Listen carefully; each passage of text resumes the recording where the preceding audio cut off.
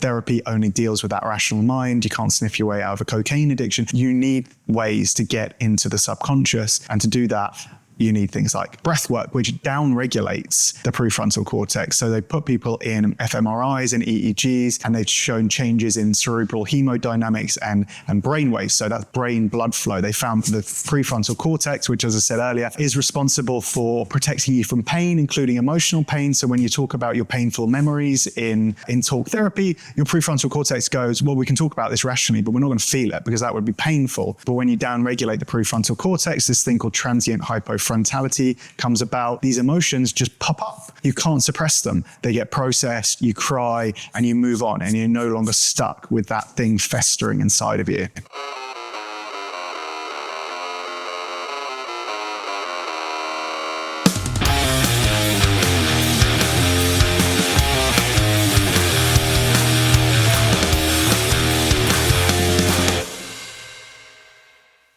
Thank you so much, Richard, for coming over here. Dr. Richard Blake, as one of my clients said a long time ago, he didn't go to all that school to be called sir or mister. And on all of his credit cards, it said doctor. I thought it was really funny. And so after that, I made a point to keep calling him sir. Nice. Yeah, you can call me sir. Anyways, thank you for cruising on over here. So let's get in real quick and talk about your hair, and then we can talk about what it is that you do and why you do it. Yeah. So let's talk about your hair. It looks like you're doing short and long. Yes, very much so. Yes. So normally I go like a zero at the sides. Skin. Yes, I like to see a bit of skin because it just means I don't have to go back to the hairdressers for a longer period of time. Yeah. And then it's a little bit like staggered at the back, like the line's not that straight. So I'm wondering if you can straighten that line up a little bit. Yeah. Looking at it, it dips down here. Yeah. It's higher here. Yeah. The quick correction is raising this up. Yeah. Then you're losing some of this hair, but it's not very much. Yeah. Long-term play is you just start letting this grow out. Yeah. In the meantime. Yeah, I've done that many times before with this hairstyle, and it's my wife says she can't go through it ever. So we'll raise this side up. Yeah. Okay. Awesome. Indeed. Yeah. Can do that. And then on the top, it's a little bit wet, so just washed it, but just taking the ends off, really keeping it healthy. It doesn't need a lot off, but yeah, just keep it long. Yes. Do you normally wear it up like this? I do. Yes. I'm curious about this. So I always ask this when anytime I hear somebody say they have long, and they always wear it up.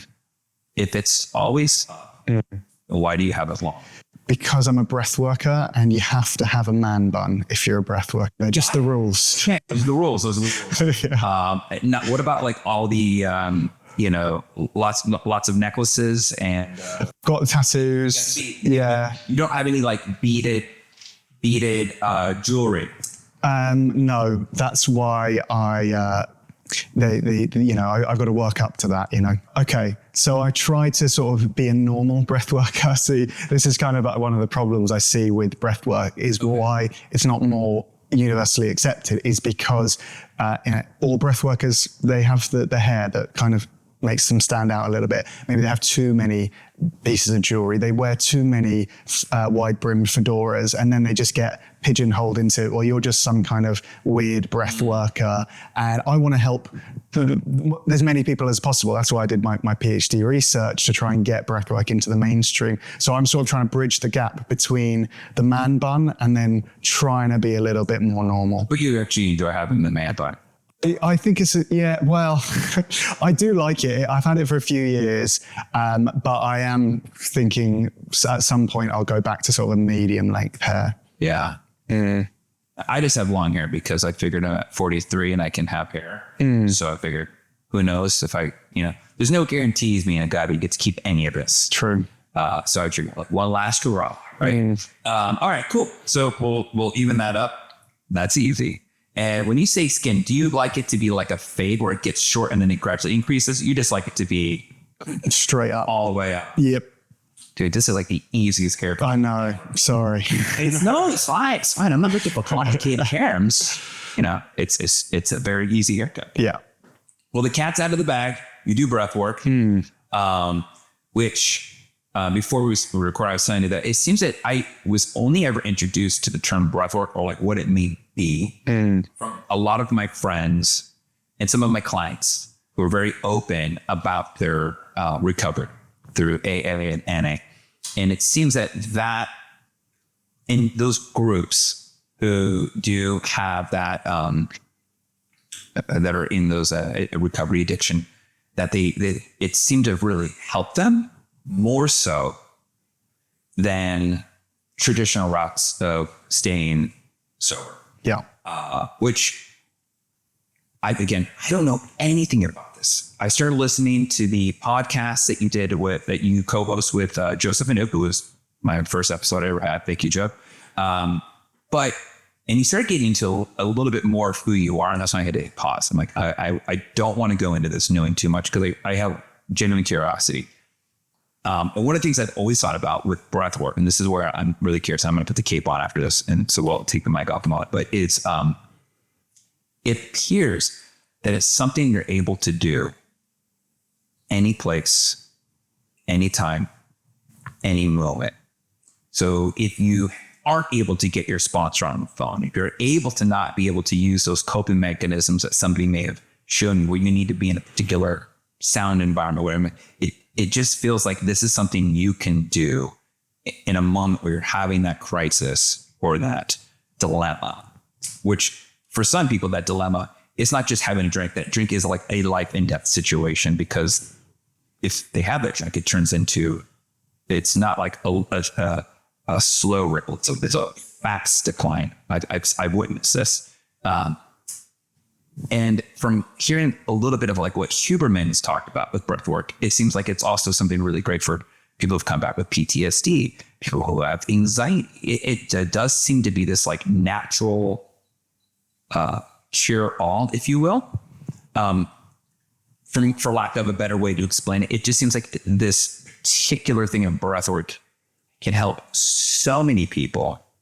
Again, I don't know enough about it. I'm just witnessing observational. That it can help a lot of people. And if it is this effective, why is this not like 24/7 on the news? Because I don't know what the side effects of breathwork are.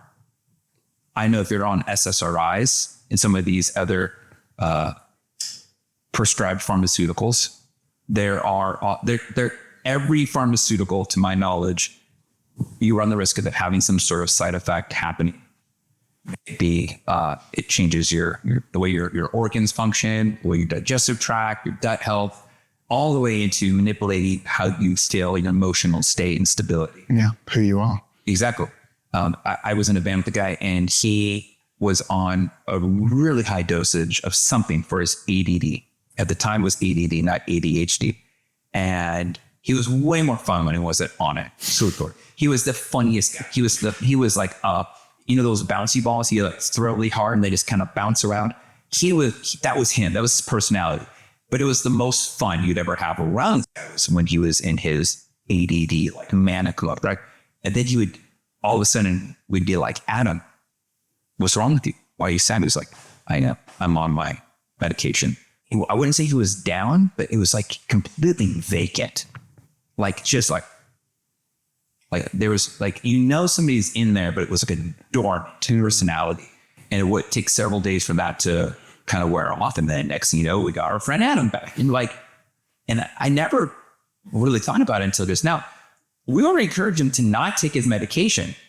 We're like, don't do that. Don't. Don't ever do it before a show. You're a horrible band performer when you're on your medication. He was just liked us. That's a lot to unpack there. I'm so sorry. But take the cape on, and then you can figure out where you want to start with any of those things. So let me put this cape on, and then we'll get going. I'm going to take down all this stuff, and I'm going to let you start talking because I asked you a lot of questions. Yeah. Okay. Start wherever you want. Okay. Thank you. So firstly, what is breath work not more mainstream? I think because you can't patent it, you can't put billions of dollars of research money into it. So pharmaceutical companies are not interested in it. They are interested in profits, and you get a lot more profits from putting people on pill for the rest of their life, like SSRIs. So when I first started learning about breathwork, I was quite research minded. I looked into the research and found very little. And I was working for a charity in the UK during the pandemic called Duty to Care. And we were giving free services to staff of the National Health Service. So the doctors, the nurses, everyone who's working during the pandemic, this charity was set up to support them. And I would get calls from people who found me on this website and were like, hey, I heard you do breath work. I'm interested. I'm struggling with my mental health. Can you tell me about the research? And I was like, no, there isn't really any, but it's free. And they were just like, nah, not really interested. Because, they come from the Western medical system and they want evidence-based treatments. And at that time, about 5 years ago now, there just wasn't much. So I was studying psychotherapy at university in the UK, and I was finding more and more as I was writing these essays, like, wow, psychotherapy is really not that effective. It's arguably less effective than a placebo in some studies. There's this thing called publication bias where studies that get positive results get published. But if you do a study that compares CBT to a placebo and it's no more effective than a placebo, that just gets thrown in the bin. And that no journal is interested in publishing that. I do feel like it's not the same, but it's on a very similar thing. Is a few months ago, I got to go to a private screening of the movie First Do No Harm by Dr. Asim Malhotra. And he was talking about his whole thing is he's a cardiologist whom I read over about a decade ago. He was talking about how sugar is a bigger cause of heart disease and saturated fats and how statins are overprescribed. Now, if you look up his Wikipedia, there's a lot of negativity on it. But however, he's seeming to be proven more and more correct every year. But he was talking about how studies, how they get published in the BMJ. And he had the editor of the BMJ in this documentary. And they're talking about how the money is made on the reprints, and how there's a way to skew the data.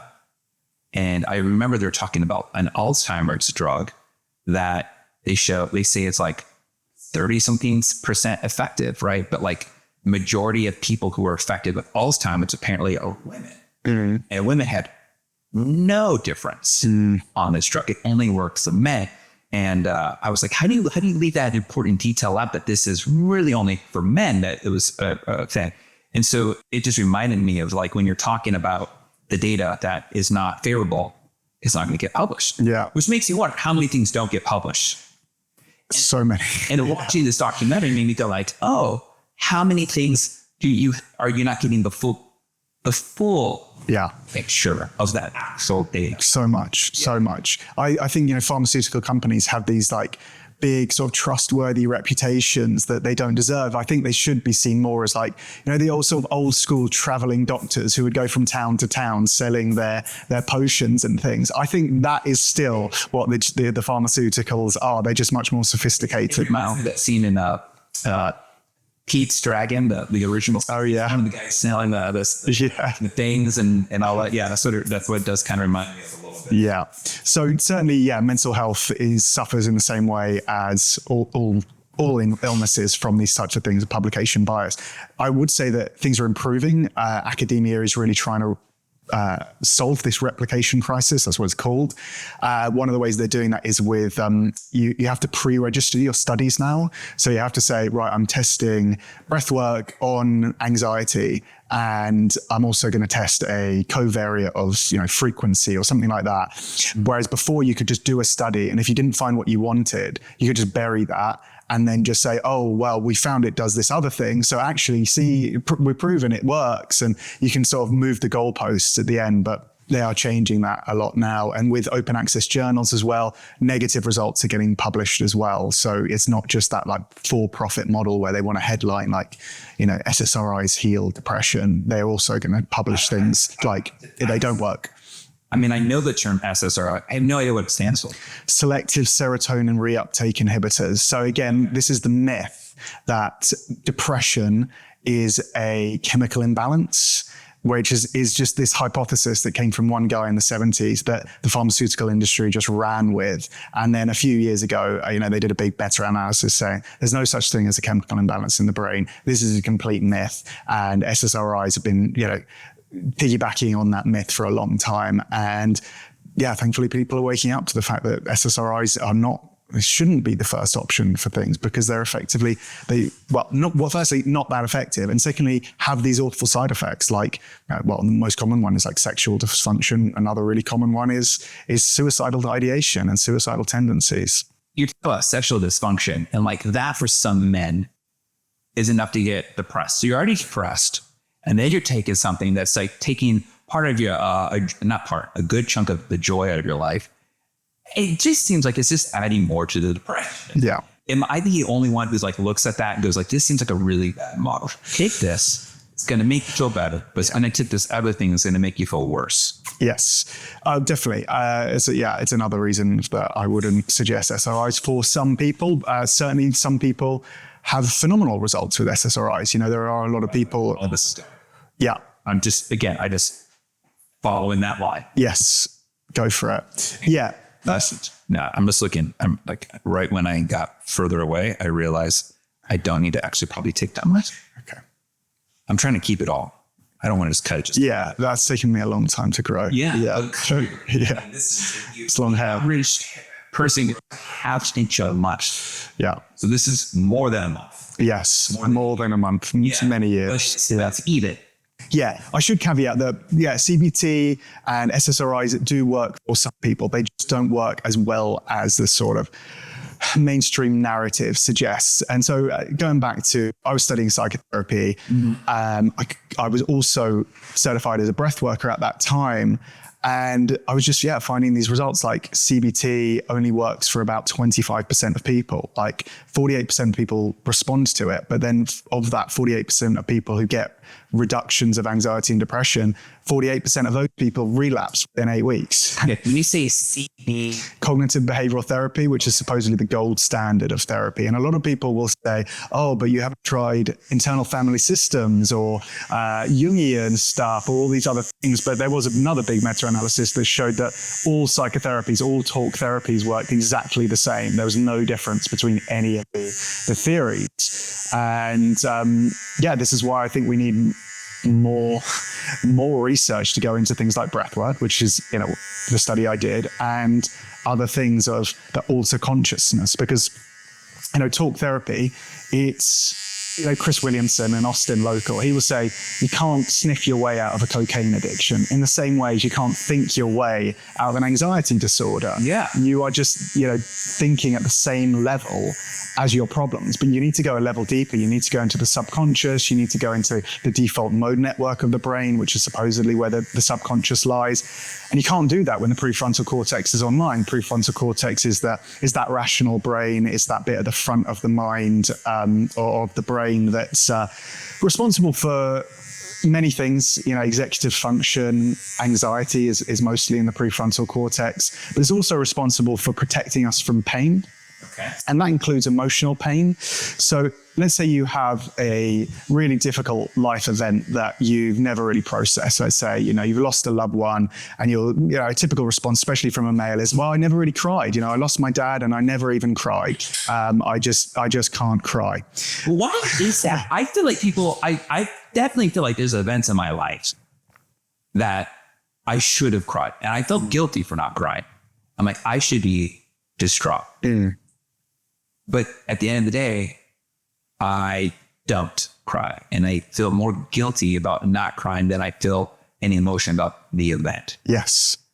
How broken am I? Not broken. Okay. Not broken. Normal and common, especially in men who get socialized into this idea of boys don't cry. And, you need to be stoic and muster the emotions. But then I heard that song by The Cure, so I blame Robert Smith. Yeah. I blame him in the late 80s, a man with smeared lipstick telling me, boys don't cry. It's his fault. Robert Smith, I blame you. Yeah. Was he not being sort of ironic, being like, boys should cry, right? 7, 8 years old. Yeah. You know what sarcasm and irony is? No, my son is just trying to understand the idea of what a parody is because he watched Spaceballs and he keeps calling it a prediction. He goes, look at my prediction. And I go, what are you predicting? He goes, this is my spin of Indiana Jones. And I'm like, that's a parody. He goes, got it, the other word. And they keep that. So like, my son's going to be 8, you know? So it's just one of those things where like, I'm looking at him processing words and ideas. And I'm like, okay, so I'm going to blame secure. Yeah. We need a whole therapy session on Robert Smith, where you just talk about with him. Or in my growth. So I'm like, yeah. And they think about it. My dad never told me boys don't cry. My uncle, my grandpas, my great grandpas, they never told me it. Yeah. So the only time I ever heard that phrase was watching MTV. Yeah.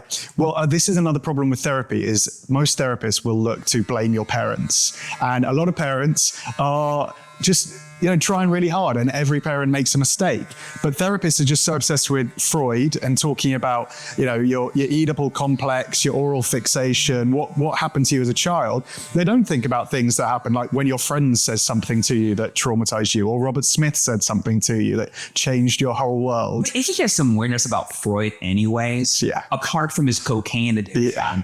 Didn't he have like some incestuous, I remember hearing that his romance or his unsettling relationship with a family member or something. Maybe. I don't know that one. I was reading something about this. I was like, I just remember it was a list of things, and it was really interesting because it was like historical facts about historical figures that you're not supposed to know. Right. And it was talking about good and bad, by the way. It was like a list of people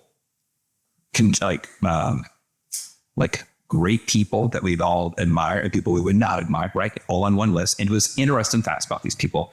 And I remember when I got to Freud, I was reading this going like, and this guy's the one we base all of our therapy and modern psychiatry off. I'm like, I don't know if I'd want this guy as my neighbor.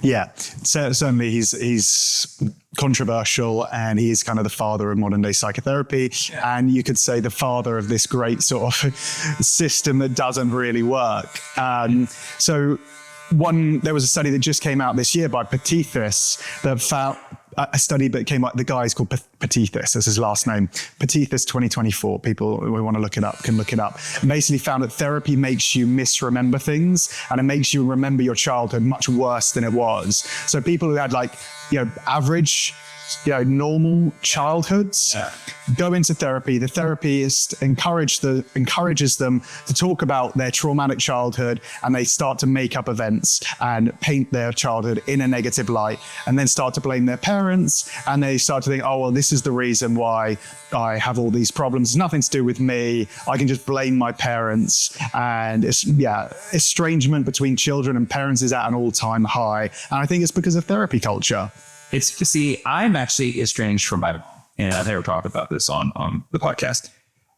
I can guarantee you it is not from my childhood. It had everything to do in my adult life. So my estrangement, I know exactly the start of it. I know why.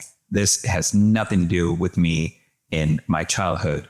Going I'm really excited because you didn't buy me that Lego set when I was 9 years old. It has nothing to do with that. It's everything to do with me being an adult.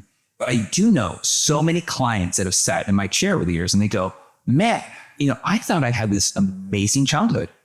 Turns out CPS should have been called when I was 8. And I'm like, I doubt that. Yeah. I doubt it was that bad. Yeah.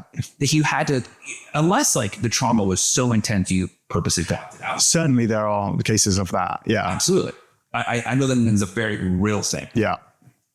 I do feel that most people aren't growing up in that environment. Yes. I would say the percentage is probably much lower from that than it is. I think there's, and then the phrase childhood trauma. Childhood trauma. I hate it. It's such a plain word. It's a nothing word. It doesn't mean anything. So the thing is so many people, I said this once, I had another doctor on. I've only had a few doctors. Thank you for doctors coming on. Whoa. And he's a doctor, and his specialty was really with DEI, right? Yeah. And that was, I learned so much from a doctor's perspective, and I'm not going to get into it. You can watch that one with Vijay. But the thing that Kim and I started talking about is that people use these words And you and I have our own set of definitions. And because you have a definition and I have a definition, we're using this word, assuming the other person is agreeing to the same terms of that definition. If you guys with me? Yeah. Yeah. And I'm like, this is like, I think a huge problem where there's so many people think they agree with things until they realize that they don't, right? People don't agree with something and then they realize what it actually means. And they go, oh, actually, I do. And I feel like the language, even though you and I are both speaking English, you're just doing it with a much more, and it's your English accent. I just do that for podcasts. Just for pilot. Yeah. You should have heard him before. He was like, he's very Southern Georgian going on. Yeah. But like, that is something that like, that's why I had asked it, like, what does childhood trauma mean? Because to me, that would be a very serious event. Yes. That would be like, and I've read about these stories with people in bands. Like there's a singer from one band. He walked in after his father had blown his brains out. That to me, and he was young, right? And then his mother like tried to kill herself in front of him. Like those to me would be a childhood traumatic event. Yeah. My grandpa was one of those children who had childhood traumatic events because his mother, I don't know if she was bipolar, manic depressive, something of that, where she would constantly threaten to kill herself in front of my grandpa. Yeah. And I'm paraphrasing it down for time's sake. That to me would be a childhood traumatic event. Yeah. Breaking your arm because you fell off your skateboard? Potentially. So okay, that's it. Yeah. I'm trying to because like yeah, I have a definition for you. Yeah. Awesome. Yeah. So for it to be traumatic, there has to be the three E's. There has to be an event. I'm counting. Yeah, an event, an emotion, and an effect. So let's take the example of someone walking in on someone who's committed suicide. Self-harm. Yeah, self-harm. Someone who's done that. That's an event. Yeah. Then there must be an emotion. So if it's your parent, there's going to be a strong emotion. But that same event, let's say they're a first responder and they see, self-harm every day, they're not going to have the same emotion because they're used to that, right? People in war. Yeah, people in war are going to be less likely to be traumatized by, seeing someone get shot if it's the 100th person they've seen get shot. Whereas, a civilian, if they see that, they're more likely to have an effect. So the effect, it needs to be a lasting effect, and it needs to be a lasting effect to the stress response system. It can't be just, well, it was really nasty, but then I got over it. It has to be a lasting effect to the stress response system. It has to change your nervous system. Okay. So disappointments, and someone's like, oh, I was traumatized because I got cut from the basketball team. Probably not going to change your stress response system for the rest of your life. But maybe if someone is like absolutely obsessed with being on the basketball team and their whole identity is wrapped up on it and they've got a scholarship on the line and their parents say, if you don't get this scholarship, you're out of the house. Maybe that could be traumatic because there'll be a lasting stress response change. Yeah. Yeah. No, I mean, one of my roommates, I would say he had I wouldn't know if it would be childhood. He was an adult who was 19 or 20 at the time. He came out to his family, said he was gay, and he was ordered to leave the house immediately. And it took many years for them to even just warm up to the idea that one of their sons was gay. Yeah. And I was like, oh my God, I mean, before I even had kids, I'm like, I could never imagine doing something like that to somebody. But it happened. I don't agree with it. Fast forward, they actually have a great relationship now. But I would consider that to be a traumatic experience. Yeah. Maybe not childhood, but definitely traumatic. Yes. Okay. Yeah, I mean, as I say, it's not just about the event. It's about how that person handles that event. Mm-hmm. And there are a lot of things that can sort of predict PTSD. And one of the main ones is social support. So the fact that your friend probably lost a massive social support network, more likely to be trauma. Whereas if, he had like an amazing friend network and the grandparents took him in and all the sort of family rallied around him and got angry at the parents for kicking him out, there's less likely to be PTSD there. Okay. But there's also complex PTSD. So complex PTSD can be many, many little events over time. So let's say you have a parent who's an alcoholic and they come home drunk and they're violent repeatedly over many, many years. Maybe the first time that person doesn't get trauma, but over time, the stress response system gets overwhelmed. And then there's that long-term permanent change in the stress response system. Interesting. All right. So you described pretty much probably the environment that both my mom and my dad grew up with. Right. Both of my grandpas. Yeah. So it was probably, so what you're saying is like one large event can be just as equal to, I think the phrase is like death by 1,000 cuts. Yeah.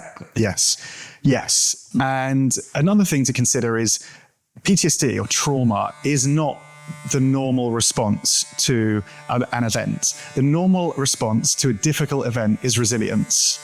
Okay. So when someone faces a challenge, like losing a parent, the common response is actually to become more resilient. It's actually the minority of people who have PTSD. And I love this statistic that 90% of Encyclopedia Britannica's most notable people of all time lost one or both parents before the age of 14. So difficult events don't have to be like a life sentence of why you're just going to, be an anxious, depressed wreck for the rest of your life. The normal response to difficulty is actually to become just better than you were before. All right. So I got more questions. If you just go, I had no idea what this conversation was going to go up there. We're going to talk about the origins of Breathwork. Now we're getting into all this. We can, really good foundation to probably like why Breathwork is so supportive in this. Do you feel that modern psychiatry, is it psychiatry or psychiatry? Psychiatry, yeah. Or psychotherapy is what I deal with, yeah. Is geared to victim mentality. Yes. Okay. Because it's supposed to deal with victims. The problem is a lot of people who are just struggling with normal life, who can't, get to the top of society. They can't be the captain or the CEO because you can only have one captain, one CEO. Yeah. It's much easier to be at the bottom. And there are a lot of incentives to be at the bottom now, with this victim culture. You get a lot of sympathy for having a mental health issue now, whereas, that's a way of getting attention. People who can't get attention for being great go, I'm going to get attention for being difficult, not great. Which is crazy. Yeah. Okay. The Clippers are loud, so I want to ask this question. So if anybody's, why is he stopping? Okay. Because I really want to think, has any psychotherapist, perhaps maybe you might have learned this on your journey, they worked with like some sort of cultural anthropologist to maybe form a timeline of when this victim mentality goes from being roughly more common to being a normalized thought process in that particular industry, right? Mm. And then where does it go from there into like a mainstream, into the zeitgeist, right? Yeah. Into the critical mass where everyone is operating in this mentality that I'm a victim. Social media. Okay. I think, the birth of social media took therapy culture to the masses and, created this glorification of the victim mentality. I think therapy is great for people who are struggling legitimately with PTSD and anxiety and depression and all types of mental illness.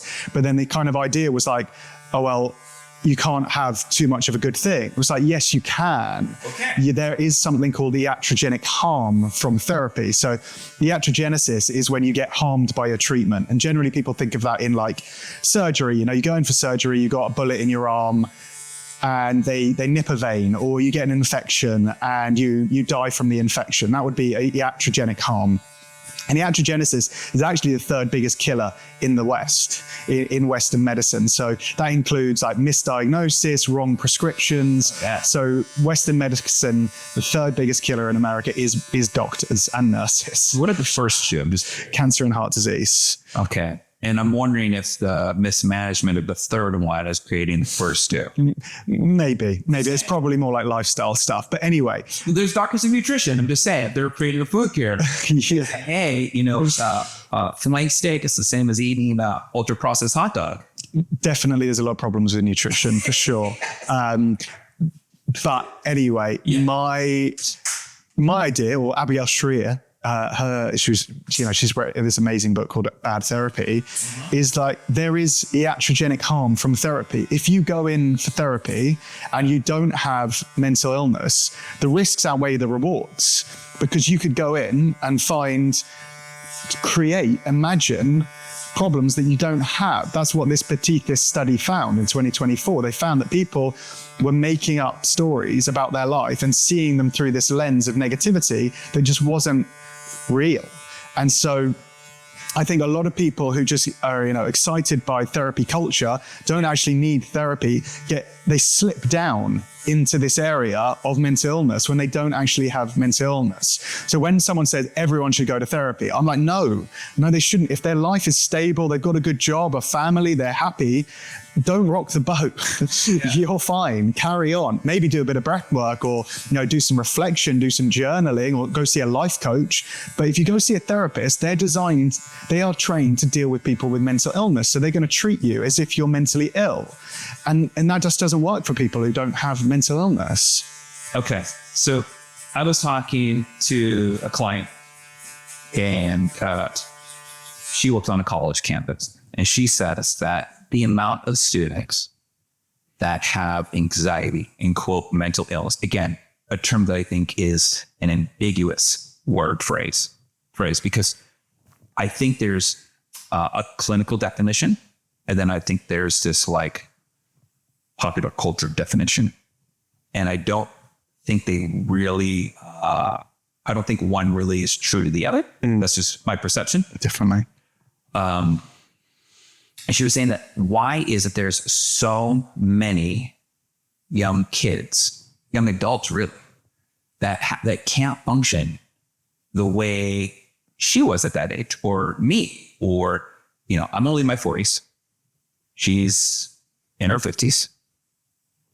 People in their 60s, people even like in their 30s. Like she was saying, like, why is it that young 20s have this crazy anxiousness? And her and I were like trying to figure this out, right? That actually became the whole topic of the haircut. And what are the sources? Yeah. And we had no solutions, by the way. We only had a million hypotheses. And the one thing that her and I agreed on is we were talking about that documentary, Freakonomics. Yeah, I've read the book. I haven't seen the documentary. I don't like reading. I fall asleep. So it's almost like the opposite of narcolepsy. It's like, it's so boring. I just fell asleep. Right. But the premise was that I wonder if you were to look at the age group that is having more anxiety and quote mental illness, right? And if you were to look at them, figure out what age bracket they're born in, right? And then figure out what changes may have had unintentional consequences. So when you talk about social media, that was to bring everybody together. Yeah. But the unintentional consequence, according to this another documentary I watched called Paparazzo by Adrian Grenier, the guy from the movie Entourage, TV show Entourage. Yeah. He was interviewing, I think, some professor, and they're talking about how social media feeds this insane level of narcissism. Yeah. And all I kept saying is, like, if everyone's a victim, and then you throw in the unintended consequences of narcissism with social media, what's their future look like? Yes. Sorry to ask you to be, magic 8 ball. No, I've got all the answers. Don't worry. And I bet you do. No, obviously I don't have all the answers, but I do have some. So I love Jonathan Haidt's work, The Anxious Generation, and as mentioned, Abigail Shrier, Bad Therapy, and the subtitle of that, Why the Kids Aren't All Right. And I think a big reason is because of therapy culture. Every parent now and every school teacher thinks they're a psychotherapist. They think they have to regulate the emotions of their child. They think they need to do anxiety management for these children, but the children need to work things out for themselves. Okay. And certainly social media heightens all these things. TikTok influencers or holistic psychotherapists are doing these posts of like, are you worried, or is this a trauma response? It's like, no, they're worried. Worry isn't a normal human emotion, and they're trying to heal people out of things like, oh yeah, you love your partner and you get sad when he's sad. Is that Romantic? No, that's codependence. You know, you're sick for trying to be a nice girlfriend or boyfriend. So yeah, I think that's a big problem. I think there are a lot of bigger problems in terms of like lifestyle habits. Okay. People aren't getting enough sleep because they're on their phones all night. They are completely depleted of dopamine because they're on their phone. There was a meta-analysis of sleep versus SSRIs, and a good night's sleep reduced depression by 0.6 on the Hamilton scale compared to SSRIs that only reduced it by 0.2. So a good night's sleep is 3 times more effective than SSRIs for depression. I think so many other things, like people aren't spending enough time in nature. People don't have community. You know, there's that statistic in the 1980s, the average American could call on 4 people in a crisis. Now the average number is 0. I think, community's certainly been lost with, there's that documentary Bowling Alone. Everyone's just doing things on their own now. You know, people aren't going to sports games together. People aren't going to church together. So communities have just fallen apart. Obviously, nutrition is a massive problem. No therapist. If someone's anxiety is caused by someone drinking a 2-liter bottle of Coca-Cola every day because of the massive sugar spikes, no psychotherapist trained to deal with that. No psychotherapist knows about insulin sensitivity. They also don't know about exercise. Exercise has been shown to be, in so many studies, more effective than SSRIs for depression and anxiety. So that. And sunlight, SAD, seasonal affective disorder, is another cause of depression in many people. And so people's lives they're just not doing the things that they need to do, as well as, people aren't processing emotions and they don't know how, because therapy, this is where breathwork comes in. Therapy only deals with that rational mind. You can't sniff your way out of a cocaine addiction. You need ways to get into the subconscious, and to do that, you need things like breathwork, which down-regulates the prefrontal cortex. So they put people in fMRIs and EEGs, and they've shown changes in cerebral hemodynamics and brain waves. So that's brain blood flow. They found the prefrontal cortex, which, as I said earlier, is responsible for protecting you from pain, including emotional pain. So when you talk about your painful memories in talk therapy, your prefrontal cortex goes, well, we can talk about this rationally, but we're not going to feel it because that would be painful. But when you downregulate the prefrontal cortex, this thing called transient hypofrontality comes about, where these emotions just pop up. You can't suppress them. They pop up, they get processed, you cry, and you move on, and you're no longer stuck with that thing festering inside of you. What about EMDR? Yes, another one. Eye movement desensitization reprocessing is another way of downregulating the prefrontal cortex, because you do those lateral eye movements, and that is has been shown to be really effective for PTSD. Whereas, regular talk-based therapy is so ineffective for PTSD. Well, sorry, not so ineffective, much less ineffective than these other things. It works for some people, but so many people do not benefit from PTSD. So every time I get a client and they're a new client, they tell me that they are therapists or they're in psychotherapy at different degrees, right? Masters and doctorates, whatever else. It appears that they always say that, like, it feels like EMDR is like cutting edge in the way it's sold to me. It's like that and attachment therapy. And this is how it's sold to me, right? They go, oh no, this is the very same, blah, blah, blah.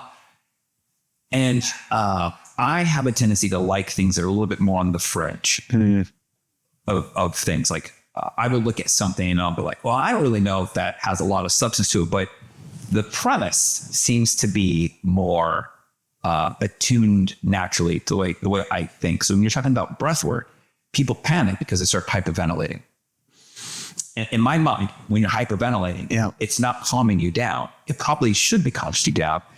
But it's actually riling you up. Yes. I've seen with my kids, they hyperventilate because something they get worked up. And knowing that, like, you have to calm, you have to get them to breathe slower to calm them down, to get them out of that state, because it's not like you can do a state change. You can't take them out of the chaos. The chaos is inside of them. So how do you get the chaos to do that state change? You have to change the breathing to calm them down. Yes. See the movies, they're panicking, they're like trying to get them out of shock, right? So this idea that breathwork is a better solution. And he says to me, like on this anecdotal, very, very naive, observant level of kids and movies and whatever. It's really cool to hear that there's actually a lot of substance to this. Yes. So yeah, hyperventilation. So there's a lot of different types of breath work. There's obviously ones that are just designed to relax you in the moment. So a study just came out showing that doing 8 weeks of deep breathing exercises help people get through exam anxiety. So they 8th graders, they did this thing and yeah, they improved their test scores and anxiety What was that reduction. Was that here? No, that was actually in Turkey. Sure. But there's loads and loads of studies just showing that, slower than normal breathing helps to relax people. Me when I travel into different time zones. Yeah. Say that. I just have to turn everything dark. No lights, no cell phone. And I just have to close my eyes and I just have to focus on my breathing. Yeah. I just breathe in, hold it. Yeah, 4-7-8, something, or 4-4-4. Yeah. And then I just kind of breathe in, I hold it, I breathe out, and I try and keep my breathing in and my breathing out to have a very similar pace. Yeah. And then suddenly, I relax. Yes. Some beats. This is what the fuck I'm doing. I just know it works for me. Yes. So slower than normal breathing, activates the parasympathetic portion of the autonomic nervous system. It's the only way we can actively change our autonomic nervous system. So autonomic meaning automatic, which is amazing. But what I did my research on was this thing called conscious connected breathing. Okay. So this is a type of voluntary hyperventilation or high ventilation breath work. So you're not like hyperventilating like in a panic attack, but you are breathing more than in excess of metabolic demands is what you would say. So you're breathing more than normal and you're breathing in and out through your mouth. And what this does is it changes blood chemistry. It changes your brain state, as I said, into a more plastic state. So they found that you get this increase in serotonin 5-2A receptors, which is the same thing that happens with psilocybin mushrooms. Okay. So you're in this hyperplastic state. So this is what Stanislav Grof said. He was the founder of this type of breath work. Yeah. He was a psychiatrist. He's like, my clients could give you dissertations in their problems. They understood the attachment theory and their Oedipal complex, but their problems didn't change. It was only with the breath work when they went into these altered states that they could change things. And, one of my clients was like, for years and years and years, I knew I needed to stop smoking. I knew smoking was bad for me. Mm-hmm. And I would try to stop and nothing would happen. It was only when I went into this altered state with breath work that something at this deep level changed inside of me where I was like, oh, I really need to stop smoking. And it is this kind of evolutionary adaptation, like during like intense times, like let's say there's a famine, let's say, you lose your father, a protector or something like that. The brain goes, wow, something's really changed. We're not necessarily safe here. We need to change something about ourselves. So these serotonin 5-2A receptors activate, the brain becomes more plastic, and then you can make these huge changes in your life that you just can't do when you're just talking about it at the rational level. So there's a way for us to actually kind of like get into this altered state of consciousness. Right. Yes. And it's not meditation. It's not meditation. It's a form of breathing. It's not relaxing either. It's not relaxing either. No. Okay, so it's work. It's kind of intense. Yeah. And this is what you did your doctor. Yeah. Yes. So I did my PhD in transpersonal psychology, and I ran the largest ever randomized controlled trial on conscious connected breathwork. Just a caveat. On anxiety. So I had people who had clinical levels of anxiety. So this is one of the things that was interesting was, so we used the Zung self-rating anxiety scale to diagnose people with anxiety. And we had maybe 400 applicants and only got about 100 people in there. So 400 people thought they had anxiety and only 108 actually had clinical levels of anxiety. Right there, that feels like that's a study. Yeah. In like because everybody goes, oh, I have so much anxiety. I'm like, is it? Or is it butterflies in your tummy because it's something new and unfamiliar? Yeah. I imagine everybody who ever got on stage that's a performer, we're talking all these musicians, all these singers, dancers, actors, stage performers. I bet if you asked them what it was like the first time they got up on stage and you had somebody who's like, I have anxiety, I bet they have a lot more commonality of what they felt. Yeah. But like, I've never had anxiety. And when I say that, I've never had anxiety the way somebody says, oh, I suffer from anxiety, the way they explain it to me, like, that is not what I have. I don't have to ring in my ears. I don't have anything like that. And I think those are probably more severe cases. And then there are people who go, I have anxiety, and they describe their anxiety. And I'm like, that's like the same kind of feeling I get when I'm going on stage giving a big seminar, or what it was like when I'd be playing on stage with my band. Like, that was like a fun, I attached that with fun. Yeah. I think it is just a simple reframing. Yeah, some people don't realize that anxiety is helping them focus, is helping them prepare more, is helping them study more, is helping them rehearse more. And then when they're up on stage, they're more focused, they're giving more of their energy. If they were just completely free of anxiety, they'd probably give a half-assed performance and not do nearly as well. So yeah, I think it's a lot of it is like actually seeing anxiety as a good thing and a useful tool instead of a pathology. I would not call that anxiety. I would just call that like, I'm like, hey, you're doing something that you should be. This is like your body saying like, hey, we're doing something big here. Yeah. Be alert. Like, it's like when you're playing a game of hide and go seek, right? Yeah. It's a much lower level of physical emotion that I would get. Like, am I going to get caught? Am I not going to get caught? Right? Like, you're alert. You're like on edge, but in a good way. Yeah. For survival. And I figured like, if you're going on stage, you have to give a speech in front of your colleagues or your peers like that. Those butterflies, like it's to get you, to get you going, get you focused, give you your best. To listen. Yeah. By the way, where are we on this? Good. A little shorter? Yeah. Right. Yeah. Yeah, we can. Yeah, let's do it. Yeah. You said 0. Yeah. My 0. Okay. Funny enough, you're ready for this one? Yeah. There's no universal measurement for clippers. Shocking. Yeah. It's even wilder than like inches and metrics. I'm telling you. Imagine if there's like even more, like every country in Europe didn't use the metric system. They use like even a crazier shit.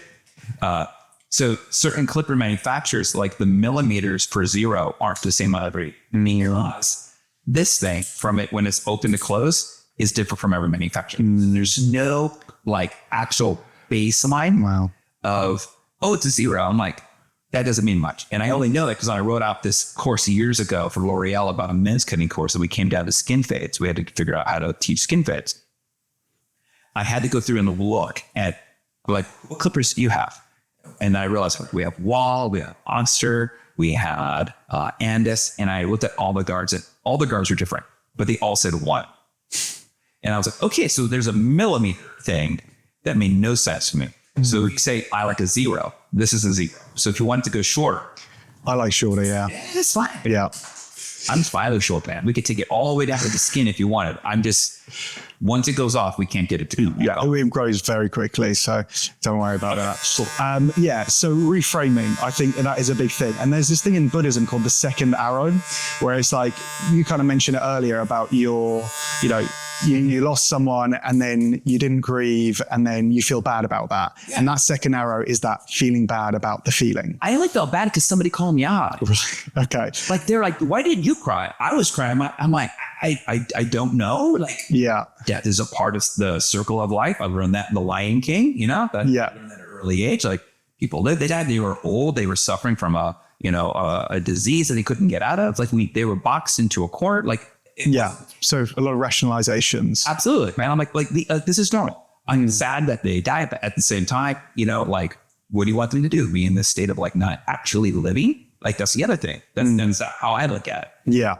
I was more upset when I hear somebody's diagnosed and I know that there's no turning back for them. It's just, I look at it, I go, I'm very sad. I'm not going to have this person in my life. And then once I get through those emotions, which I may cry and they feel sad and depressed, I go, okay. From here on out, I have to look at every day that I get to talk to them or see them. It's a day of celebrating that they're here because I know I'm never going to get this again. So I guess naturally reframing the sadness into like an opportunity to like, looking for the positivity. Right. Okay. how broken it is.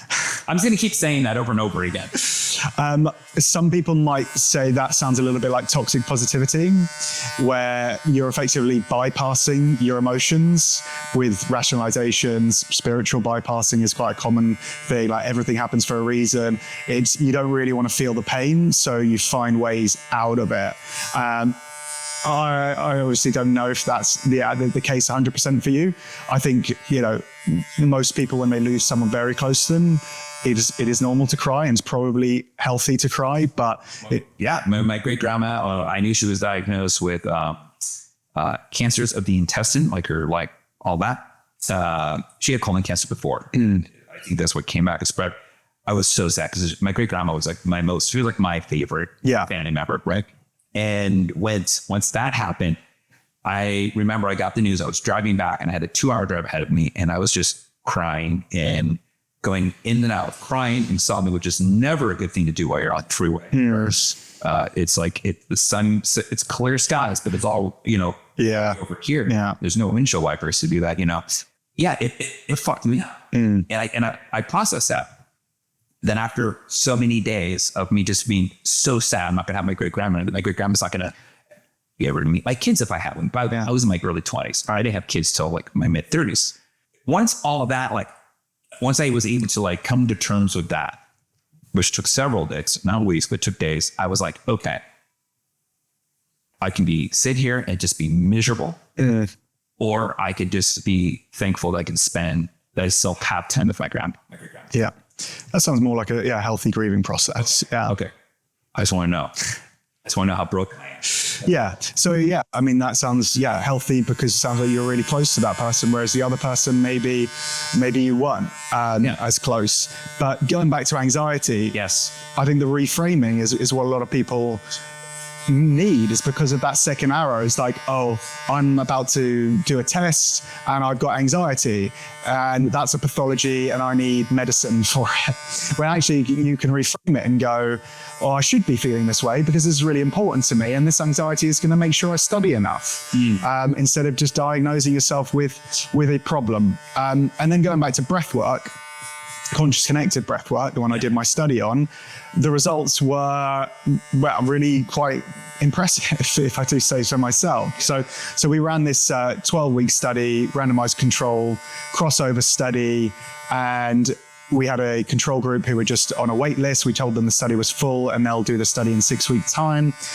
And we found that the people who did the breathwork had statistically significant reduction in anxiety. And not only that, they had a large effect size. So this is one thing I always bang on about, is when people talk about studies, they just talk about statistical significance, which basically just means the results weren't down to chance. But I think what's more interesting is the effect size. And in CBT and SSRIs, in meta-analyses, they find that on average, the effect sizes are small.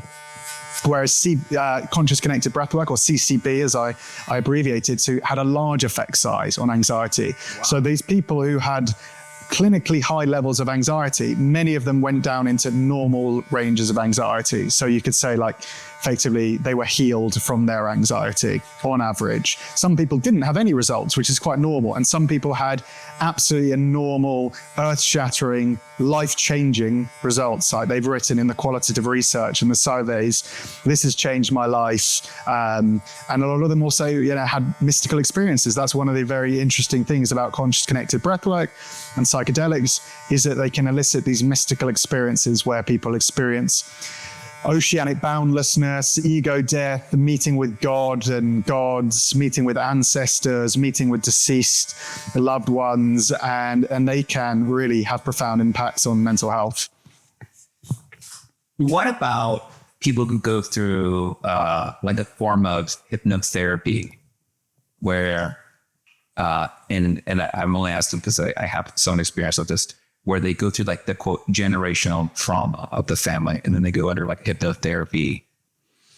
Still not a wishy-washy answer, or are we still saying it's not as effective as maybe somebody thinks? I don't know about that. Generational trauma, I think, is a little bit of pseudoscience at the moment.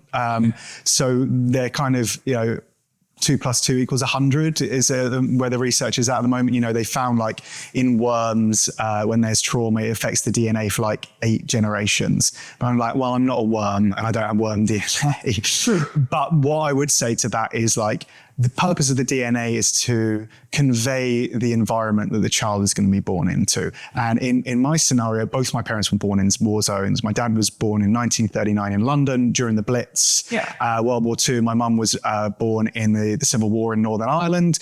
And often I feel like I'm doing life in a war zone. And my wife is very chilled out. She's from Spain and she's, mañana. She does things slower than me. Whereas I feel like everything needs to be done with like military precision or we're going to die. And I think that might be the DNA that I inherited. It could also be that's how my dad grew up. He had his first 6 years of life were World War II in London.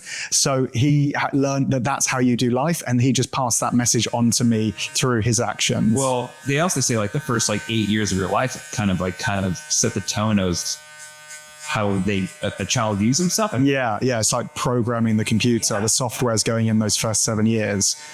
Yeah, which is, if that was his first years of life, that statistic or that thing that we and I are both just referencing would hold to be true then.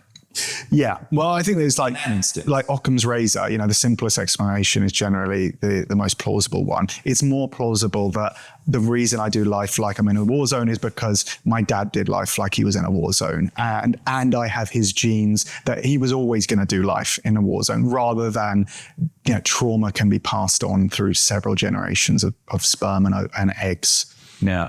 I know what you're saying. I just keep hearing like the epigenetic trauma, generationals. I don't know. I was reading something about that.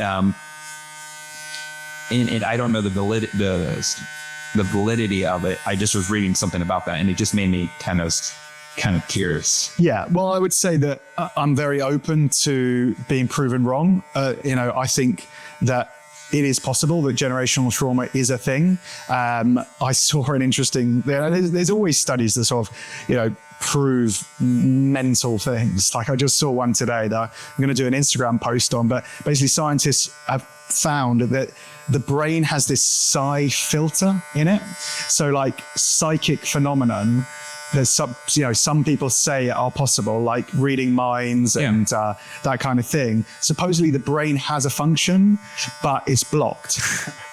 Interesting. And I think that I have experienced some of those psi phenomena during altered state of consciousness, like in breathwork, where I've heard voices, where I've heard the mental chatter of other people in the room.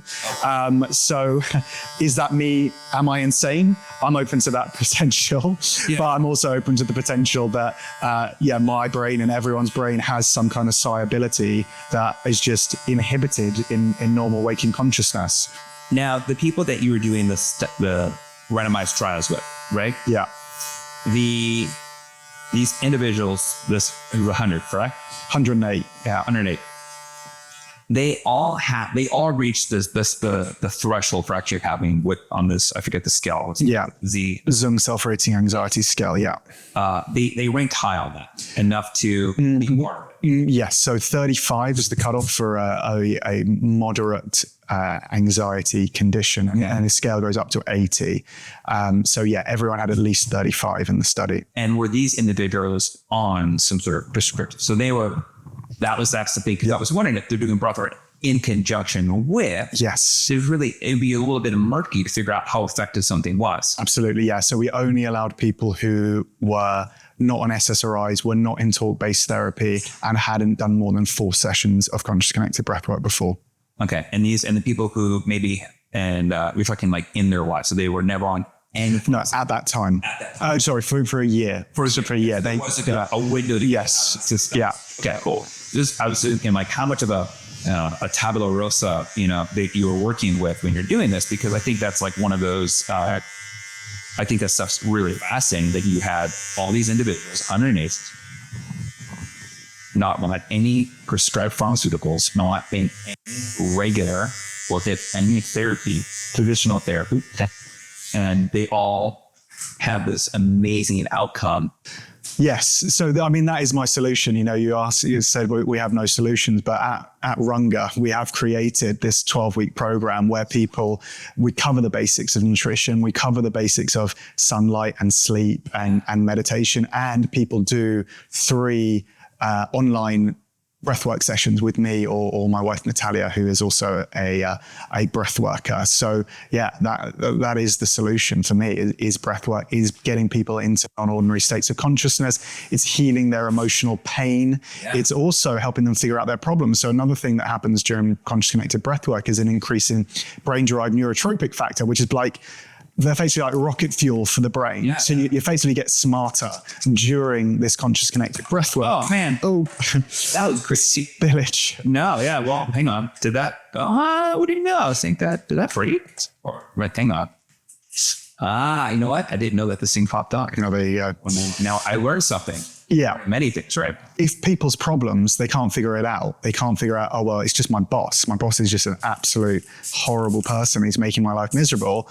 They can figure that out. They can figure out what's causing their anxiety when they are in this state of like just heightened awareness and heightened brain power. What is your hope for Breathworks? Like, where's your, what sort of looking for? Like, if you could have a genie in a ball, like have all of your wishes come true. Yes. Where do you see breathwork going and where do you want it to go? I am trying to get it into the National Health Service in the UK, so it's free at the point of sale in the UK for people who want it. I want there to be more options for people with mental health than just here's your SSRIs and here's a 12-month waiting list for 8 sessions of CBT that probably doesn't work. I want there to be conscious connected breathwork facilitators and groups on the National Health Services all around the world and in the US for insurers to cover it, to say, okay, well, Blake 2024, my study found that with 6 sessions of CCB, they had remission of anxiety. DeWitt and Morris Cruz, another study 2021, found 8 sessions were enough to heal someone with PTSD in a clinical case study. So we're going to pay for you to have 8 sessions with a certified breath worker. So I want it to be in mainstream practices so that people can have these options. I'm not exclusive. I'm not a breathwork maximalist. I also want ayahuasca and psilocybin and ketamine and EMDR and internal family systems and somatic experiencing, all these body type therapies to also be covered by insurers and national health services, because breathwork doesn't work for everyone. It works for a lot more people than CBT, at least in my study, but there are going to be people who don't respond to it. Well, I mean, I think medicine really needs to be reframed that not one size fits all. Yeah. And what works for one person may not work for another. I mean, right now in Texas here, as of this week, they're trying to get the state to pass Ibogaine. That's cool. Yeah. Very painful to go through. But after watching the docu-series on Netflix called Change Your Mind. How to Change Your Mind. Michael Pollan, right? Yeah. Great series. And I was telling everybody who's like always very weary of this, right? They'll watch it and then they'll come back at the next episode like, oh my gosh, I learned so much. And then just from having a lot of people in my lives who are in AA, I decided to watch documentary about Bill W. And it was amazing how he was finding great success with his alcohol addiction in the 50s with LSD. Yeah. And I think like in anything, if it's abused or used for different contexts, like anything can be used negatively, right? Yeah. A knife is amazing to cut meat with when you're cooking. Yeah. It could also be used as a weapon. Right. So a lot of things can be weaponized. For sure. And I think once you start realizing that anything can be weaponized, then it's like, oh, well, how do we get it to its greatest good to more people? For sure.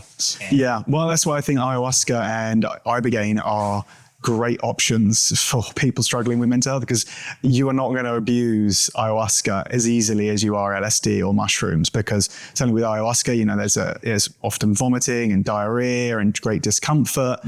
Obviously, people do abuse it. A lot of people do go to a ceremony every week for several years and they never really change. But the chances of abusing ayahuasca are just much, much lower than psilocybin or LSD. Not to say psilocybin and LSD aren't great treatments. It's just the propensity for abuse is lower. The way they show it in that docuseries is they're showing people taking psilocybin. They're being prescribed a particular dosage. They're going through some sort of therapy in the process. They're being guided. It's not like they're just like, hey, take this stuff and have fun and job. Yeah, just like they do with opiates on the medical system. I mean, talk about, abuse. People are like, oh, people are going to abuse LSD. Oh, what you mean like they do with lorazepam and all the benzodiazepams? And there was a long time, I don't know why, there was a group of hairdressers and they were all about narcos. I don't know why. And I think it was one of these hairdressers had a client who had like an infinite prescription of like narcos and pain things. And they were just popping these things all the time. Yeah. It's like, this is ridiculous. Yeah. Have you been watching White Lotus, the new series? No, never. I've never watched it. Okay, it's good. Well, they cover benzodiazepam addiction in that quite interestingly. Right now we're watching American Pep. Is that good? I like it. I've done a little bit of researching to the validity of it, right? And they're taking real events, adding not real characters and not real storyline. The main events are real. Also, apparently what I've read, again, somebody could probably like, you're wrong on this, is that they try to get the accuracy of that right. Like the violence is not to be grotesque to shock you. It's like, that's just the way things work. Yeah. And that's how it was. And they're trying to accurately portray that in maybe a storyline that didn't happen, but surrounding real world events. It's sort of like Boardwalk Empire, if you ever saw that. It was about the mafia and on the East Coast, and they had real mafia characters. They had the storyline and some characters that didn't exist intertwining to tell all these other larger events. Okay. And so I like it. I like it quite a bit, actually. It's a very intense show, by the way. And it's not something that is, my wife and I were saying, well, she said it, not so much me, but I agree with her, is that it's not really a series you want to watch and then immediately go to bed if you take things with you. And you get a dream about it or something. Yeah. If you're heavily affected by violence, gore, some horrible situations that people get put in, and that lingers with you, don't watch it before you go to bed. Okay. Definitely not for you. But if that stuff doesn't bother you, then by all means, go for it. Okay. Yeah, it does bother me, so I'll probably skip that up. The sun's up. Yeah. I wouldn't recommend watching it when you're eating breakfast. I mean, there's scalpings. No, I don't need to see that. Again, my understanding of that, it takes place in 1857, right? Yeah. And it takes place in Utah. And it's just brutal. And for hearing my friend's dad talk about his grandfather, who was part of the Texas Rangers in the Comanche country, before really Texas and Oklahoma, that whole area, and hearing some of the things that his grandfather would tell him, again, I don't know how, so we're looking for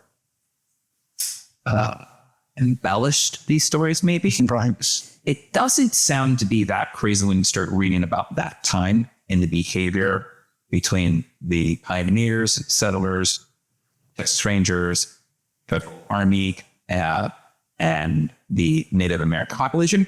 There was a lot of friction. Yeah. And so watching this series, it does appear to be that they're kind of capturing that friction quite accurately. But again, I'm not a researcher on this. I'm just quickly searching stuff just to see if what I'm watching is more real or less real. Yeah, fair enough. I mean, this is one of the arguments that people have about mental health. It's like, oh, times are so tough. That's why all the kids have anxiety. It's like, no, they've never been better. Like, they've never been safer. We've never been more comfortable. Life has never been easier. And after we get done watching the episode, we're like, wow, like, how did humanity get past this? Because if everything is just brutality, like, I don't like it, I'm just going to shoot you, and there's really no repercussions. Like, how do families get started? Yeah. How does safety begin? And you can kind of start seeing it. It starts going in numbers. You know, like there's these forts and there's these groups and there's religious sects, you know, that are just, we're looking after each other. Yeah. Yeah, that's it. A community, you know, safety in numbers. Well, that was one of the things about the Blue Zone that I saw, is that all these food diets had really, they didn't have much in common, but the commonalities were like, they weren't eating like high processed food. That was a huge one. Yeah. And they all had community. Well, you know about the Blue Zone fraud. I don't know. Okay. Yeah. I may know about it, but I may not know it as the Blue Zone fraud. Okay. So do you know what the Ig Nobel Prize is? What was that? The Ig Nobel Prize, or Ig Nobel Prize. You know what the Nobel Prize is? Yeah. So it's for the best science, right? Yeah. The Ig Nobel Prize. The Ig Nobel Prize is for the worst science. And the Blue Zones just won the Ig Nobel Prize. Really? Because what they found was not the correlation of these old people. What they found was these are the areas in the world with the most amount of pension fraud. So, yes. Really? So the people who they say, oh, look at these statistics, like look at all these people who are living to 120. And then they go and actually research. And it's like, no, that person died 40 years ago. It's just their kids have been collecting their pension for 40 years and they haven't been reporting it. It's also the areas of the world with the lowest like birth certificate records. So people say they're 108 when actually they're like 70. They just don't have a birth certificate. There was a group that was in that series I get on Netflix that was in Loma Linda, California. Yeah. So would that be outlier to the group? Potentially. Okay. I'm not trying to start a fight here. Yeah. I'm just trying to go through my head because I remember a lot of it was like parts of Italy, there's parts of South America. Okinawa. Yeah. Japan. Yeah. Then you have Loma Linda, California. Yeah. What? The Seventh-day Adventists. Yeah. Who have amazing community. I do think community is definitely a vital factor for longevity. I'm not denying that. Yeah. I'm just denying that some of those conclusions may not be plausible, given that a lot of the people who they said were alive were long dead. Oh yeah. The only thing you got with Blue Zone, which is don't eat a certain way. Don't eat like the Mediterranean diet. Don't eat that. It was just like you looked at all the diets. From like a bird's eye view, it was hardly any processed stuff. Yeah. They all were physically active. Yeah. And they all had a great sense of community. Yeah. Sure. Their villages, their towns, their family, their social gathering events. Yeah. And I was talking to Brian Sanders. He runs Food Lightest Instagram, by the way, great account. And we were talking about how, we all know alcohol is an inflammatory beverage. Right. There's no physical goodness that comes from alcohol, especially because your body's basically like it's poison that prioritize getting that out of the body. Yeah. But we did agree. We came to an agreement that, these people who are talking about red wine, it's like, well, we both had doubts on the actual efficacy of how good red wine is for the body.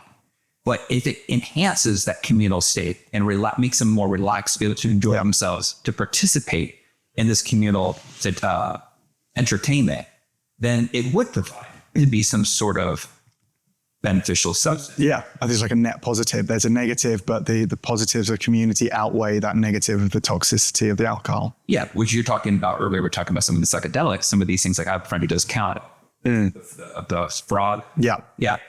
It is a poison, but the net benefits of this potentially are way greater than the small amounts of consumption.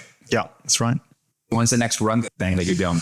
Well, we're about to launch our 12-week intensive any day now. We're going to be filming the videos for it. So it's an online intensive that has audios and videos, and each week there's a different focus. As I mentioned, there's a focus on processing emotions. There's a focus on diet, exercise, sleep, trauma. We have my wife, who's a psychotherapist, doing the trauma part, because we have a bit of a problem with life coaches, all of them talking about trauma when they're not qualified for it. Yeah. And then you also get the live sessions of CCB, and you also get a few calls, like check-in calls with one of our coaches along those 12 weeks. So yeah, we really want to tackle the problem of like the mental health crisis, but for people who don't need, serious psychiatric care, they're sort of like the worried well, who are just not really thriving, but they want some professional help for it. And therapy is not the answer for them.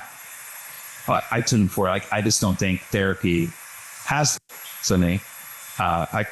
And my wife and I have talked about it, we're almost too self-aware of what may be going on. Maybe we're too rational. We're able to look at ourselves and a third party go okay, well, here's the logical reasons why this would be happening.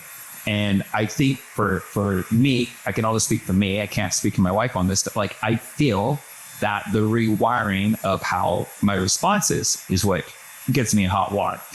It's how I respond to something. Why am I responding to this defensively? Yeah. Why am I always looking at it I feel like I'm being attacked for something that I'm actually not being attacked for? And is it the tone that someone uses? Yeah. That just reminds me of something. The words are not that, but the tone is the trigger part. Yeah. Certainly, yeah. There might be some triggers from childhood. There could be some, your nervous system is just on edge. Yeah. Seeing my chiropractor tomorrow. So can I get that vagus nerve nice and aligned? Yeah, for sure. Yeah. Regulate. Chiropractic is great. Obviously, breathwork is great. So breathwork really works with the vagus nerve. It helps people to increase their capacity for stress. Yeah. So basically, maybe, you're just at your limit. You've got kids, you're at work, you're busy, and then someone comes along and says something you don't want to hear. And it's just, you're at your capacity. You just said something that made me think about something. You're talking about breathwork. You said kids. And I thought Lamaze class. Breathwork. It is breathwork. Yeah.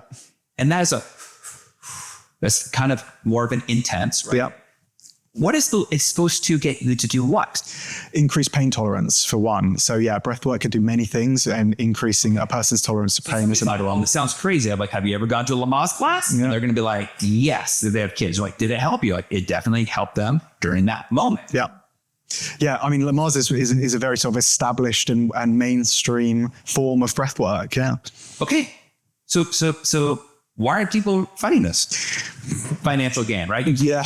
What about patenting it, the way people do that type of yoga, the not hot yoga, not Vinyasa. Bikram. Yes. I mean, people do have, patterns sort of, but you can't really patent a way of breathing. You can patent a name. So transformational breathwork has a patented name, but you can't, it's so easy to change something very slightly and be oh no, this is different. I invented it.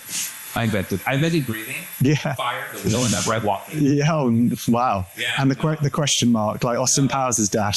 No, I just remember reading a quote from Gene Simmons, how he said he created this. Okay. And I remember somebody on the message board goes, what did he also do? Fire, upright walking, in the will. And I was laughing. I was yeah. You probably would say I did. Yeah. So we discussed a little bit about some of the psychedelics. Ketamine is legal here in the state of Texas. Prescription, yeah. Yes, absolutely. Thank you for clarifying. Not I can just HEB and get some ketamine. None. Vitamin K. No. I know from having one of my guests on who is a therapist that deals with ketamine therapy. They're the first ones to do this here in Texas. Yeah. Do you feel that the general population understands the positive effects of ketamine? Or do you still feel that it's this drug you do at raves and you put your head in the subwoofers, you get yourself into a cable? Because that was my first introduction to ketamine when I was a teenager going to raves. And I was do they know they're going to go deaf? They're sitting their head in the serum vegas, these gigantic subs. And they're just and my cousin goes, they're in a cable. And I go, that's not a cable. That's a serum vega. That's a subwoofer. That's a subwoofer pole. And he explained to me that they're just doing something called ketamine, which I believe they're calling it works tranquilizer. So I think that's how they were getting it. Yeah. What I learned from Andrea is that how they use it. They use it at 1/10 the dosage.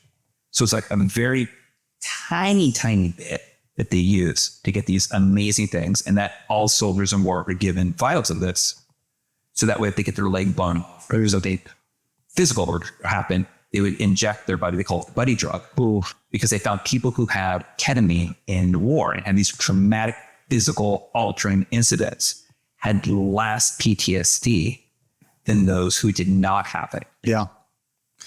Yeah, very interesting. And similar, they found that, with the Israeli festival where there was the Palestinian attack, October 7th. Yeah, they found that people who were on MDMA had less PTSD. I'm not surprised. I mean, because MDMA is one of those drugs that's talked about in that docuseries. Yeah, that it's not surprising that these things. I remember hearing that if you did MDMA, it was going to put holes in your brain.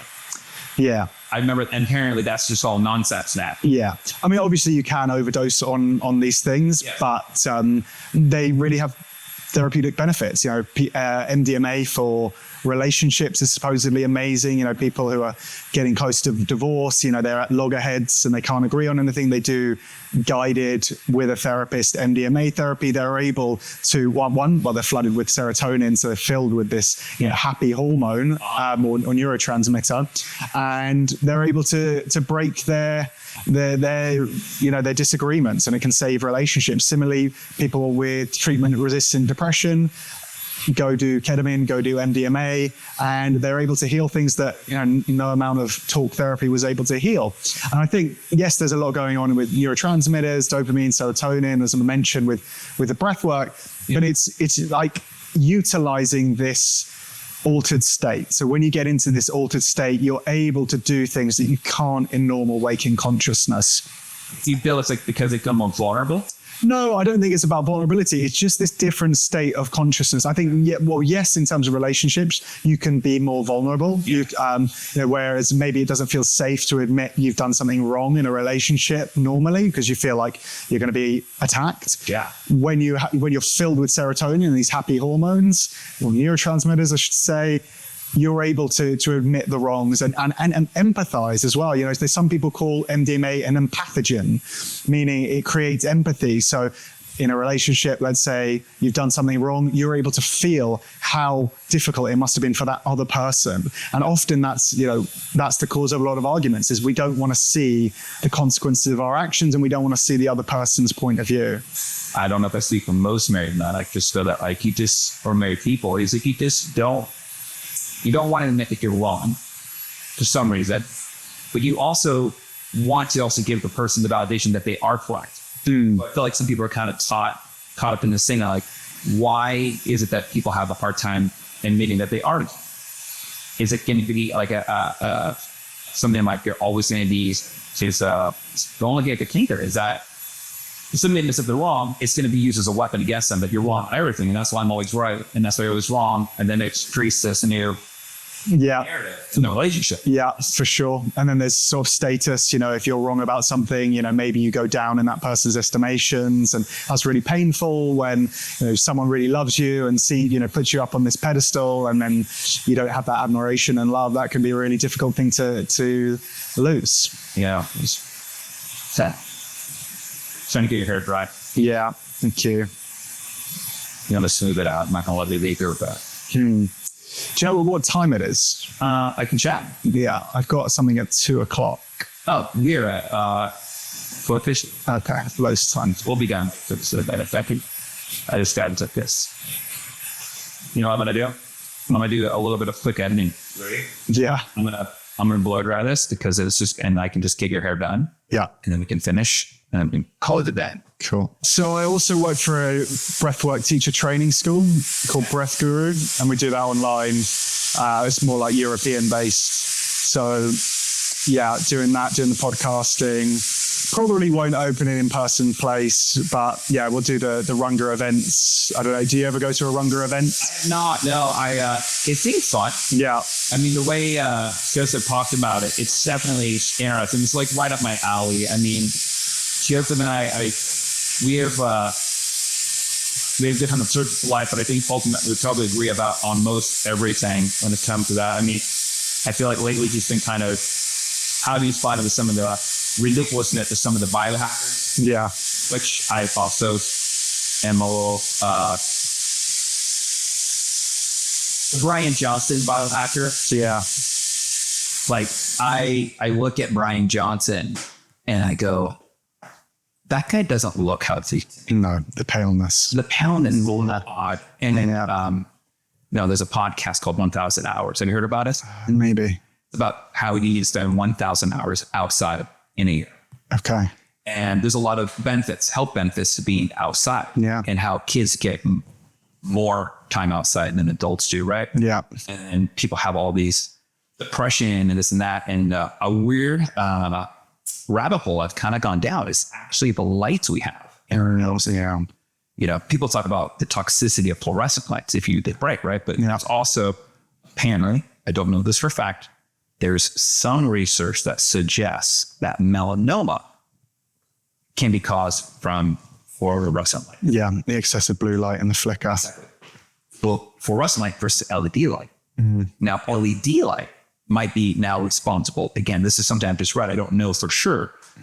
More cases of macular degeneration in young people because of the light flicker. Yeah. So it may be better on the energy consumption, but it won't be matter if you can't see. Yeah. So we're going to go through and change everything to incandescent. Yeah.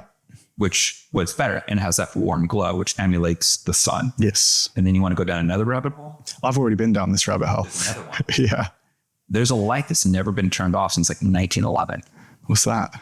Look it up. Okay. And basically, they were able to make lights never to go out. And after that happened, it goes into conspiracy. Yeah.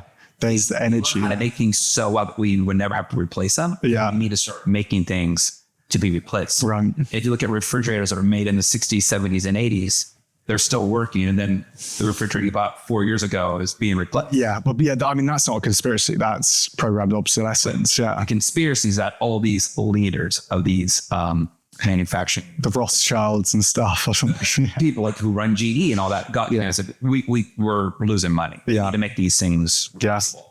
And if that is true, I'm pretty sure that's true. because it does feel that the timeline kind of does suggest that doesn't seem a far crazy thing to believe. I don't want to listen to it. I would then guess, like, if they're struggling, let's say, why wouldn't one of them just break ranks and be like, oh, well, I can't sell my light bulbs that break after 4 years. I'm just going to sell these ones that last forever and take all the business. Well, it would be a one-time purchase. But then at least they wouldn't go out of business. Intel. Yeah. I mean, I don't know. All that stuff is just crazy to me. And it's just wild. But look, the hair's still long. Wow. I don't need him to say that. Yeah. But we got it short on the sides. Nice. We have this. We got those little hairs up front. Yeah. Then again, board brush is probably going to be the best bet for that. Okay. And then, man. So if somebody wants to listen to what you're talking about, like more of this, like they're like, hey, this was neat. Where can they find you and your stuff? And if they want to read your studies. Yeah. So Instagram is where I'm most active, at the Breath Geek, _breath_geek. And then runga.co, Joseph and my program, the 12-week intensive. Yeah, you go to runga.co and you'll find the intensive there. You can read my study. It's available on Research Square. So it's under peer review at the moment. So you can find that on my Instagram. If you go to my link tree, there's a link in there. And as well, if you want to hear me speak more, listen to Runga Radio. You heard Joseph in episode 1. We co-host Runga Radio, talk about mental health, exercise, nutrition, biohacking, spirituality, all these things. I like his approach because he doesn't put all of his eggs in just one basket. And he's willing to also say, well, this was the best state at the time. And now we're finding out that this is better. And I like that because to me, that is what I was, that's how science was introduced to me in school. Like, here's what we know. Yeah. Something better comes along. We should acknowledge it. Yeah. And we should be able to admit that we're doing something wrong. And I feel that from talking to so many people who are into this wellness, health and wellness, I think health and wellness is always a moving culture and environment. But I feel that more so than ever, so many, I would call it like old ancient techniques are becoming to show more useful in some of our newer technology. Breathwork. Yeah. Absolutely. Yeah. I mean, ancient traditions and stuff have a lot of value. And like fasting, Jesus was fasting 2,000 years ago, and a lot of religions use fasting. That's now very trendy. So yeah, there's certainly a lot of wisdom in the ages. I have a great story about fasting. I can't tell you. So I've been doing hair for now. I feel like I look a lot like Jesus in this white thing right now with my long hair. And what happened is I would have all these sort of, when do you take a lunch? Because I would work from like 9 a.m. to about 6 or 7 o'clock at night. And I would take a client every 45 minutes. And that's what I would do. Right. And they go, when do you take your lunch? I go, I don't take a lunch. They go, what do you mean you don't take a lunch? They go, you need to eat. I heard this for like 10 to 12 years. Then all of a sudden I see somebody and I'm like, wow, have you been like going to the gym a lot lately? Cause like your arms are more sculpted. They're like, oh, you won't believe what I'm doing. I'm doing this thing called intermittent fasting. And I go, explain this to me. They go, well, you wake up, you maybe have some breakfast, coffee, water and coffee you can have throughout the day. And then you just eat at night. And I was like, I'm just going to use a random name. I'd be like, Susan, for 10 years, you've been telling me I need to eat. I've been doing it right this whole time. And, I guess so. And so I was laughing. I was like, most hairdressers, we've been doing this. We just don't have the time to eat. Yeah. We just don't have the time.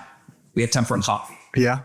I think it's absolutely right. And I think that how you frame it as well. If you're not eating and you're thinking, oh God, this is bad for me, probably is bad. Whereas if you're thinking, oh, I'm doing intermittent fasting and my cells are regenerating and all these anti-cancer benefits are happening, you're also getting that sort of the positives. I just looked at it like, I know if I eat, the likeliness that I'm going to lose my momentum, I might get sluggish. Because more than likely what's available where I was, there's going to be a lot of more like high carb foods. So you get like this super spike in glycemic index and then you get the crash and then you're drying the last 3 hours, which you don't want. I would leave the salon full of energy, ready to go. And I didn't indulge in crazy dinners. I was just like, I'm going to do this. It was fun. Brilliant. All right, Matt. Thank you. I appreciate this. Yeah. You answered much. You answered a lot of things for me about this. Like you really did. I don't know which way you thought this was going to go. But I was happy to hear that like breathwork is definitely the way to go. As a first line of defense, I would do it and would you say that? Like if somebody still had any sort of this, like invest in breathwork. Yeah, there's side effects relative to talk therapy and SSRIs are minimal. And then from there, what would be the next thing if like they're like, hey, I'm thinking breathwork is good. Should I just keep continuing? Like what would be like the evolution of somebody?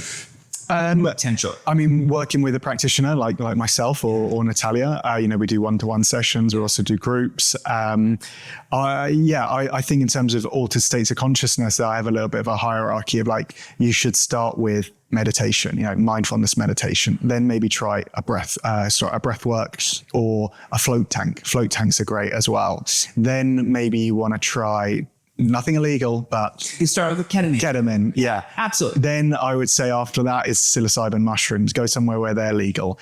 Then LSD, then ayahuasca, and then the top it would be iboga. I never heard of that. Iboga. You mentioned ibogaine. Okay. Yeah. Okay. There you go. It was ibogaine. Yeah. There you go. It was like when I was in Sweden. My friends like, have you ever had an IPA? What the IPA? IPAs. Oh yeah, they show that in Spain as well. Yeah. And I was like, "What's an IPA?" Yeah. And I had to explain to them that it actually was an acronym for something. Yeah. And they're like, "It's not IPA." Yeah. I'm like, "No, this brewery is in San Diego. It's from Stone. Like, it's not IPA." And it was that's when you just realize, it is what it is. So thank you so much. I really appreciate you coming and explaining this to me because I told him for Jeremy Jackson, fame of Baywatch, played Hobie. I never really knew how important breathwork was into a group of people who were in recovery until he started talking about it. He's a friend of mine. I need to have him on here. I need to have him talk about how that works with that particular group of people. Because I think that'd be awesome to hear from first person perspective where you are more the clinical side of like, we know this works on randomized trials. And I think that's awesome. And I figure the more knowledge you can gather from people about the same thing, you get a better understanding of a lot more. Yeah, absolutely. I appreciate you coming over. Thank you so much. Thank you. Thank you for cutting my hair. Looks great. And you'll be out here in Texas, it seems like. Yes. So I probably will see more of you. I hope so. Yes. Awesome. Well, thanks, guys. Later.